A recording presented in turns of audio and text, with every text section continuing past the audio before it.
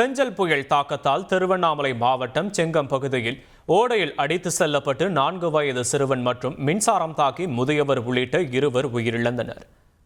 படி அகரஹாரத்தைச் சேர்ந்த பழனி சௌந்தர்யா தம்பதியின் 4 வயது குழந்தை லோகேஷ் பெற்றோர் விவசாய வேலைக்கு வெளியே சென்ற நிலையில் வீட்டிற்கும் விவசாய நிலத்திற்கும் இடையில் உள்ள வேடியப்பன் ஓடையை கடந்துள்ளான். அப்போது ஓடையில் உள்ள நீர் அடித்து சென்று சிறுவன் உயிரிழந்தான். இதேபோன்று தொரப்பாடி பகுதியைச் சேர்ந்த முருகேசன் என்பவரது வீடு கனமழையால் இடிந்துள்ளது. இதை பார்க்க சென்ற அவரது சகோதரர் அங்கு அருந்து கிடந்த மின்சார ஒயரில் கால் வைத்ததால் மின்சாரம் தாக்கி சம்பவ இடத்திலேயே உயிரிழந்தார். தூத்துக்குடி நடுக்கடலில் படகு பழுதாகி கடந்த 5 நாட்களாக தத்தளித்து வந்த 6 மீனவர்கள் பத்திரமாக கரை திரும்பினர்.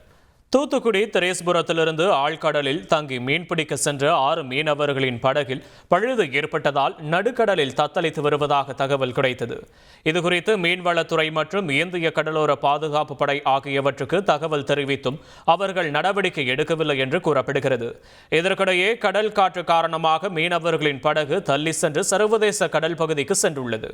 அப்போது அந்த வழியாக சென்ற தருவைக்குளம் விசைப்படகு மீனவர்கள் நடுக்கடலில் தத்தளித்த மீனவர்களுக்கு 200 லிட்டர் டீசல் வழங்கி உதவினர்.